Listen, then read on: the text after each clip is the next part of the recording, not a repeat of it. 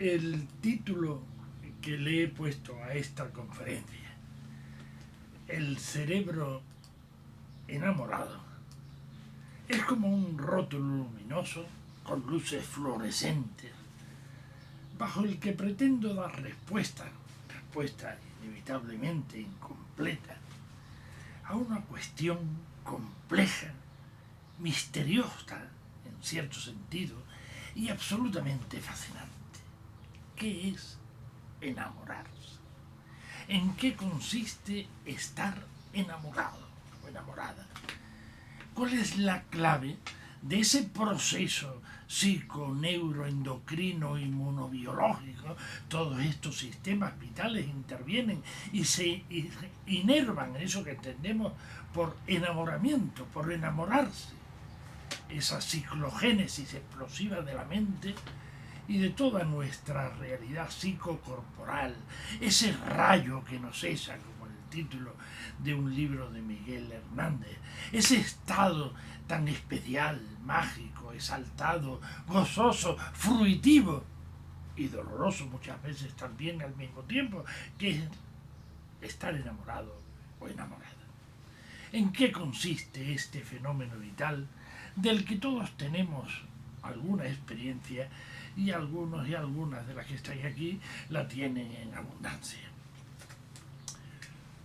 Como hipótesis inicial, lo que quiero primariamente dejar asentado y elucidar, sacar a la luz, mi primer enunciado es que antes, incluso mucho antes a veces, de que una persona, de que tú o tú tomes conciencia de estar enamorado o enamorada, de que esa persona distinta a ti te gusta, te fascina, te embeleza, te enloquece, quieres que sea tuya para toda la vida y origina en tu interior ese tumulto de sentimientos y de sensaciones desbordantes, ya antes de que tú tomes, como digo, te des cuenta, tomes conciencia, ya antes el cerebro la había encontrado, sin que tú lo supieras.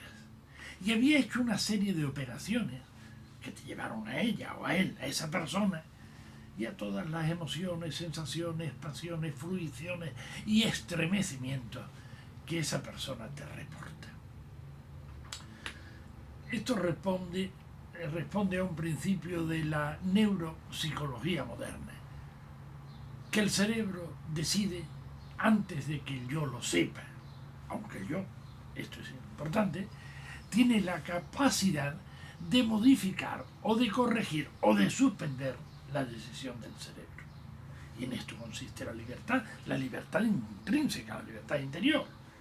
Las libertades exteriores te las pueden conceder o facilitar, pero nunca serás verdaderamente libre si no te liberas de ti mismo o no liberas a ti mismo y no construyes tu libertad interior, tu capacidad de decidir a partir de tu yo. Lo voy a explicar con un ejemplo tomado de la tecnología aérea, de la aeronáutica. El avión va volando con control automático. Va haciendo automáticamente una serie de operaciones de adaptación y avance automáticamente, mientras el piloto ni se da cuenta, quizás dormita o habla con el ayudante de vuelo. Pero al acercarse a la pista de aterrizaje, el piloto desactiva el control automático, toma el control manual y realiza unas nuevas operaciones ya sobre el terreno automáticamente buscado. Acciones que completan, a veces corrigen o ajustan el movimiento y alguna reacción del avión para finalmente echarse a descansar en la pista, en el lugar y en el momento decidido por el piloto, bajo su total responsabilidad.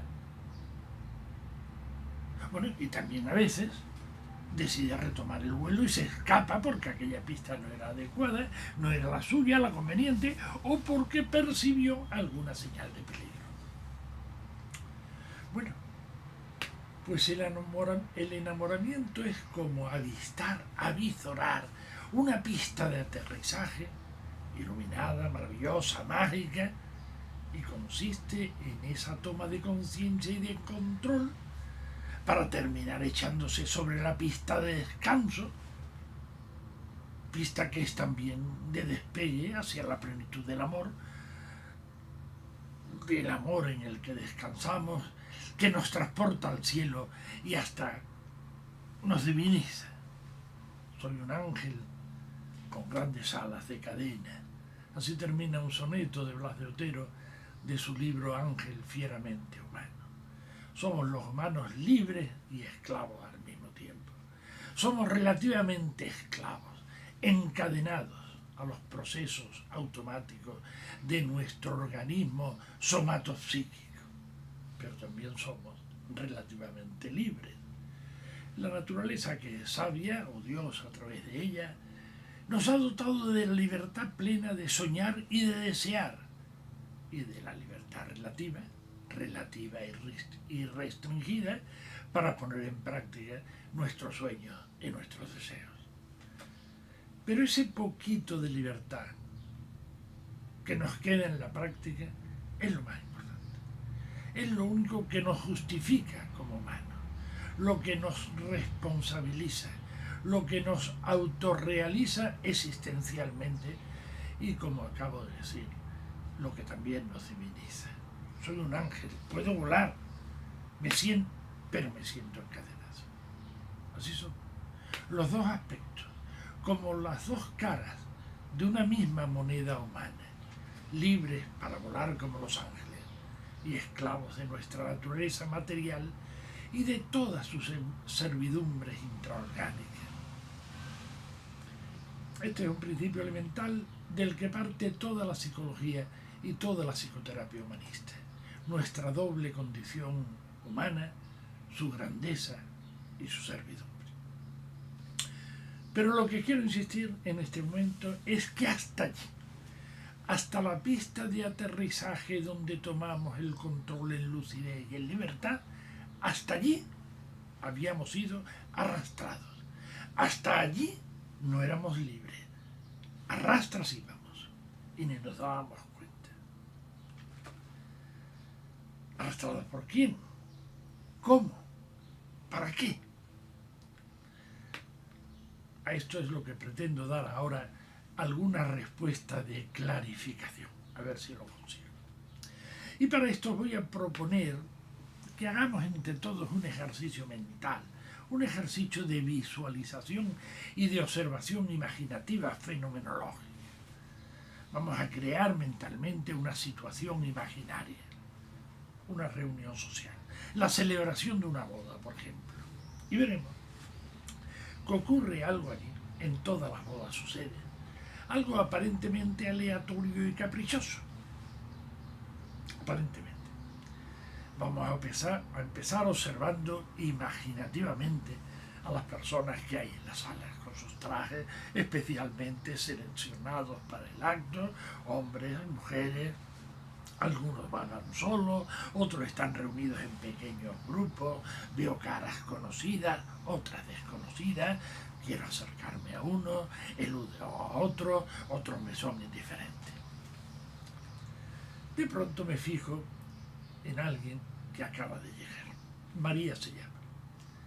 Vestida y adornada con toda la gama de los colores violeta, malva, morado, lila. ¿La estáis viendo? Con zapatos muy altos que hacen un juego con los pendientes y con el color de sus ojos. La veo echando una mirada a la sala, se acerca una amiga, Rosa, se besan sin rozarse, para no estropear el maquillaje, es tan bonísima, qué traje más ideal, anda que tú, etc. De repente observo que su mirada, la mirada de María, se fija en un joven que acaba de llegar y que al parecer le produce un efecto especial. Están llegando varios, ella se fija en él. Es Pedro. Veo cómo Pedro y María se cruzan miradas sutiles, después sonrisa.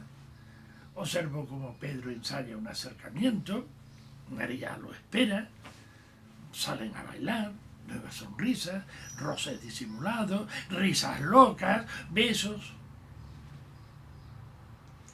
Al cabo de poco más de un año, los amigos reciben la invitación para la próxima boda de Pedro y María. Y pocos meses después, nueva invitación al bautizo de su primer hija. ¿Qué le llevó a Pedro a acercarse a ella? ¿Qué le llevó a María a electrizarse con esa mirada de Pedro? ¿Qué les llevó a ambos a no separarse durante toda la noche? ¿Por qué se fijó en María y no se fijó en Rosa, la amiga que tenía a su lado, que incluso era hasta más guapa y tenía un vestido más bonito? ¿Qué tiene ella que no tengo yo? Pensaría que es Rosa. Porque María no se fijó en otro de los chicos mucho más jóvenes que había en la sala. Para responder a esto, quiero recordaros antes una lección elemental de biología genética que todos habéis estudiado, para que veamos por qué existe esa disposición o predisposición para el aterrizaje amoroso. O mejor, ¿cuál es el mecanismo biológico genético que predispone al enamoramiento? Porque esto que sucede, lo que hemos descrito, en el plano de las relaciones humanas, en el macrosistema social, ya había sucedido antes en el microsistema del cerebro humano. Sabéis que la fecundación humana se produce después de que un ovocito de la mujer se une con un espermatozoide del hombre, o que un espermatozoide del hombre se integra en un óvulo de la mujer.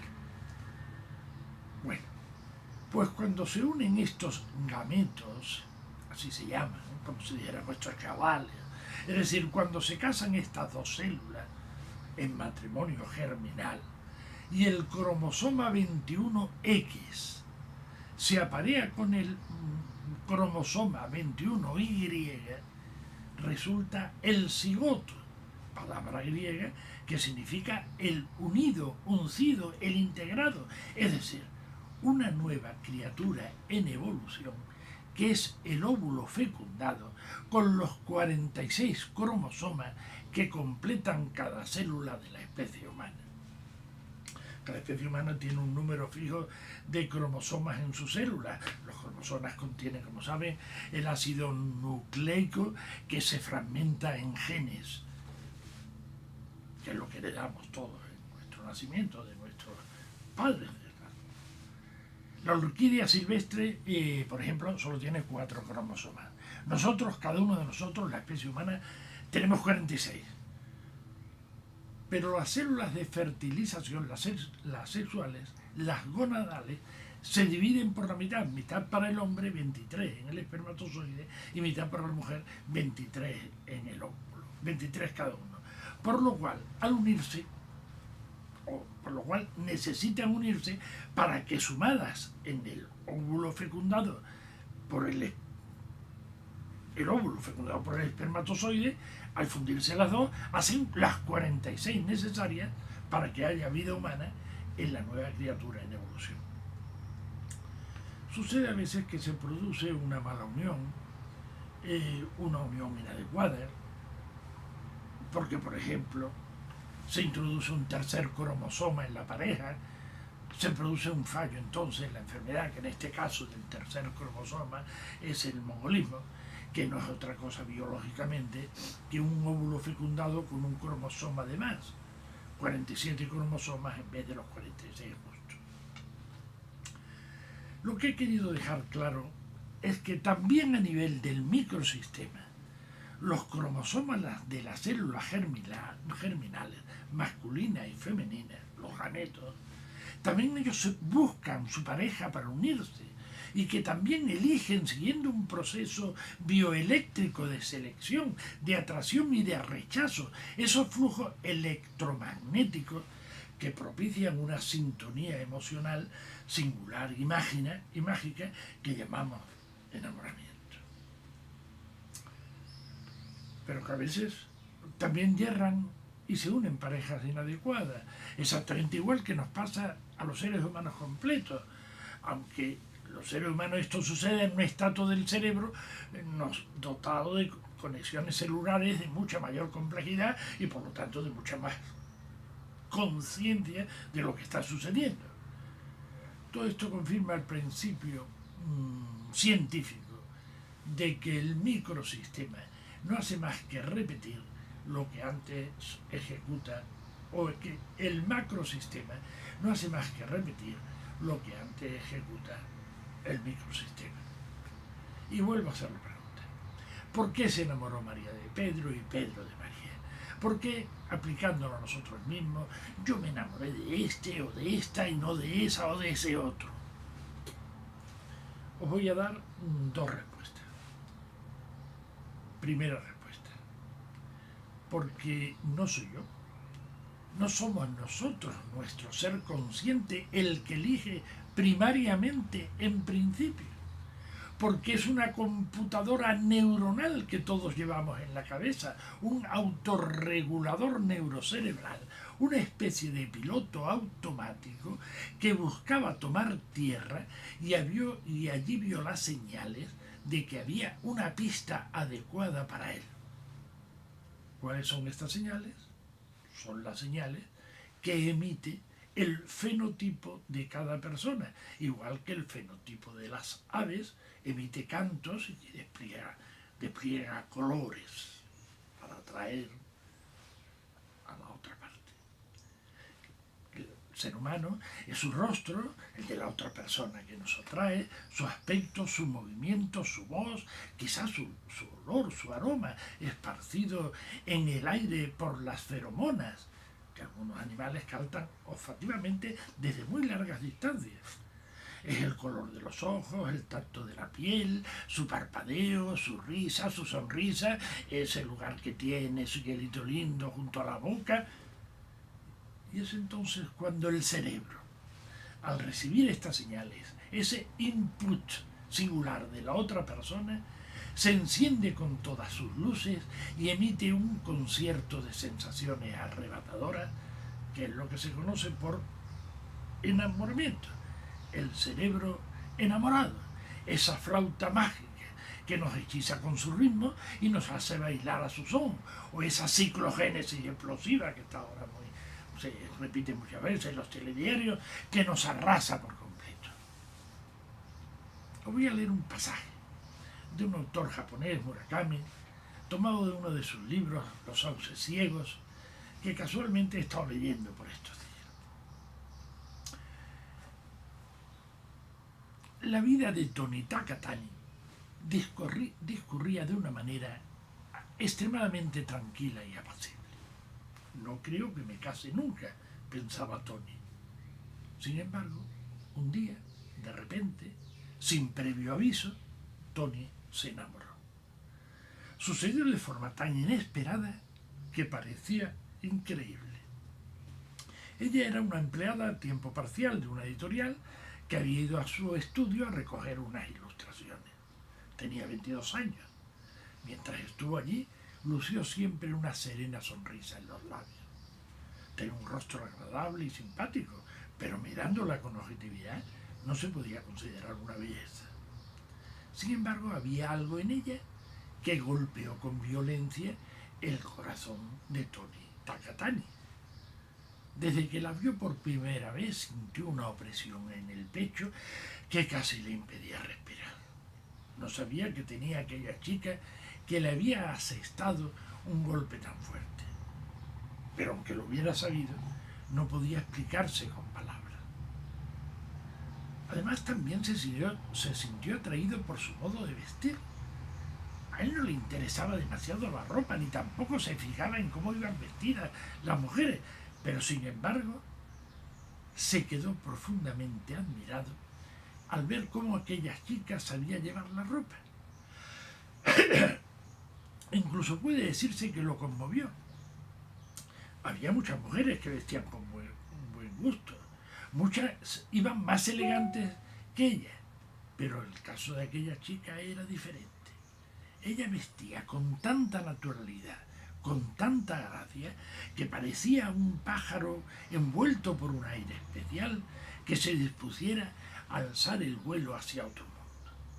Nunca había visto a nadie que llevara la ropa con tanta alegría. Incluso la ropa, al envolverla, adquiría una vida nueva. Ella le dio las gracias y se marchó. Pero incluso después de que ella recogiera el trabajo y se fuera, él quedó sin poder pronunciar una palabra.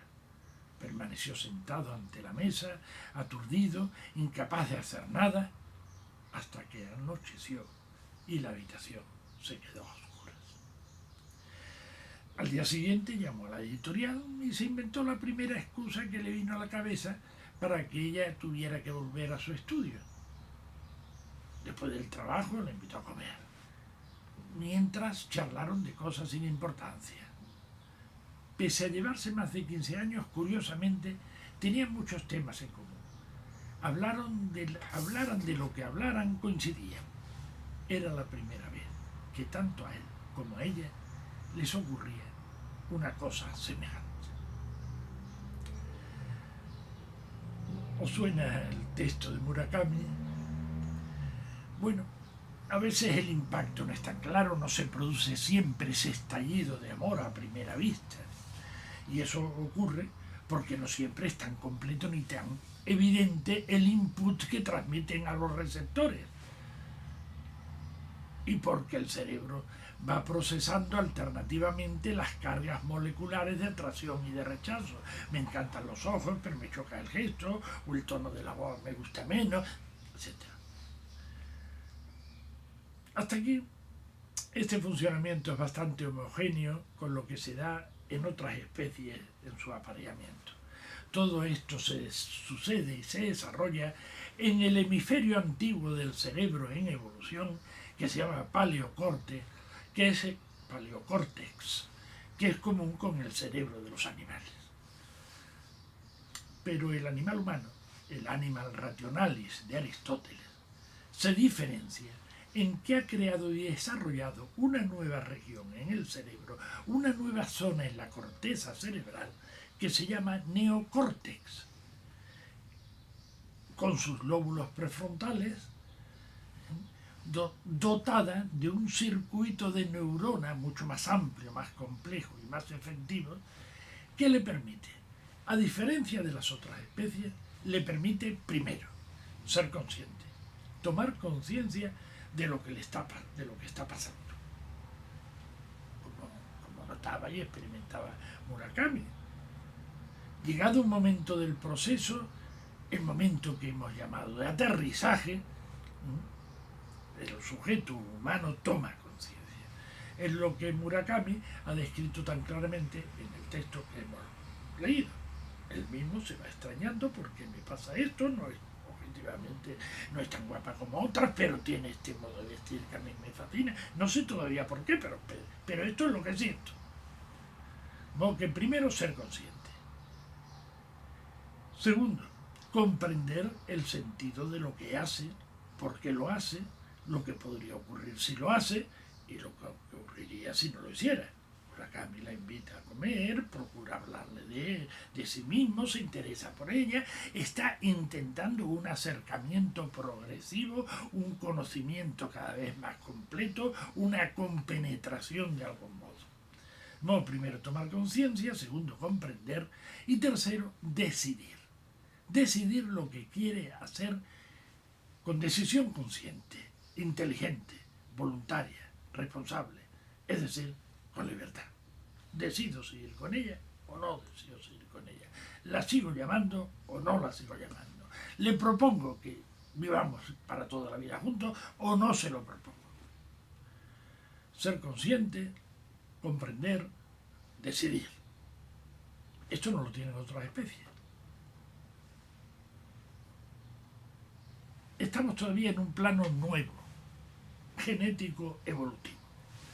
Siguiendo con la metáfora del piloto del avión, que venía navegando a modo de piloto automático, viendo una pista de aterrizaje a la que automáticamente se está acercando porque es una pista que percibe adecuada, pero ese piloto repetidamente toma el control manual para responsabilizarse del aterrizaje en el lugar que ha elegido y decidido. Ya estamos a otro nivel funcional. Del cerebro automático al yo consciente. Quiero decir que llegado a un punto de toma de conciencia, ya no solo las neuronas responden al estímulo, igual que los mamíferos inferiores, sino que el yo personal, que se configura desde el neocórtex del cerebro humano, asume la potestad de decidir y la responsabilidad de sus actos y de sus consecuencias. Del cerebro enamorado al yo enamorado. Y aquí viene la segunda respuesta. Dije que iba a dar dos, doy la segunda. Porque Pedro, el yo de Pedro, se comprometió con María y María con Pedro, ya conscientemente, hasta tomar la decisión consciente y responsable de hacer entre ellos una sola carne y un compromiso vital mutuo hasta que la muerte nos separe, con la autenticidad ya del verdadero amor humano, del yo enamorado, mucho más consistente y trascendente que el cerebro enamorado automático, por muchas luces y muchas notas musicales que el cerebro enamorado emite. Repito, hemos pasado del cerebro enamorado al yo enamorado, y como os vengo diciendo, hasta aquí el proceso había sido inconsciente. En muchos casos terminé, las personas se despiden y al día siguiente cada uno le cuenta a sus amigos o amigas lo bien que le había pasado en la boda con aquella persona entonces desconocida. Oh, mira, me ha tenido fascinado o fascinada durante toda la noche. Pero ya está, ¿sí? Pero noto muchos casos, como en este de Pedro y de María, el proceso continúa y se acrecienta y empieza a registrarse funcionalmente en otro plano del hemisferio. ¿Por qué? Por la fuerza de unos impulsos emergentes y hasta de sosegadores a veces, impulsos fieramente humanos, que empujan ansiosamente a la voluntad ya consciente, la impulsan a la búsqueda, al encuentro, al roce, al abrazo, a la integración, a la presencia permanente, a veces obsesionante, en el pensamiento, en la fantasía, pero sobre todo lo impulsan al encuentro tangible, al roce material y físico, con los ojos, con el tacto, con el olfato. Descubre tu presencia y máteme tu vista y hermosura. Mira que la dolencia de amor, que no se cura, sino con la presencia y la figura. Así lo cantó San Juan de la Cruz en un poema enamorado de amor divino. ¿Por qué es esto así? Pues es así por algo que está sucediendo al mismo tiempo a nivel fisiológico, de las funciones del organismo material y físico de nuestro cuerpo, que a medida que nos hemos ido acercando a esa persona, el cerebro que ya estaba enamorado ha ido estimulando a las glándulas endocrinas para que segreguen unas sustancias químicas, las hormonas, del verbo griego hormao, que significa impulsar, tender a, las hormonas que son generadoras de un placer indescriptible. Son, entre otras, las endorfinas, las dopaminas y las oxitocinas. La oxitocina es la misma hormona que segrega la madre en el momento del parto y también el amamantamiento, para reforzar los lazos de amor y de ternura con el niño, que es la primera experiencia de placer en el amor de un ser humano. Las oxitocinas son conocidas hoy como moléculas del amor y del placer. Es la glándula que posibilita las hormonas que posibilitan la subida de la leche y la relajación de los músculos en el parto. Es una hormona gozosamente facilitadora que facilita también la humidificación vaginal y la lubrificación en el coito. Estas sustancias hormonales se absorben en un lugar específico del cerebro donde otras células nerviosas las reciben, como recibiría el agua fertilizante, la tierra seca y la arena ardiente del desierto, y les hacen sentir una sensación enorme de gusto, de placer, de deleite, que se expresa en exaltación, una alegría y un gozo desbordante y sosegado al mismo tiempo. Dejéme y olvidéme, mi rostro recliné sobre el amado, sigue cantando el divino Juan de la Cruz. Dos imágenes prototípicas, emblemáticas, incluso interconectadas, del amor y del deleite del amor. Primer prototipo del amor, el bebé descansando en el pecho de su madre, sonrosado y plácido. Amor y deleite en el amor. Segundo prototipo, segunda imagen, la pareja de amor descansando una persona en la otra,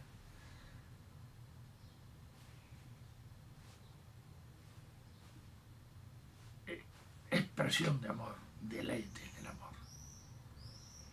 Dos imágenes paralelas, significativas de amor, y de alguna manera la primera condicionante de la segunda. Como haya sido mi primera experiencia de amor, tiene muchas repercusiones y mucho que ver en cómo van a ser las sucesivas experiencias de amor. Pero esto sería para otras conferencias. Y aquí hago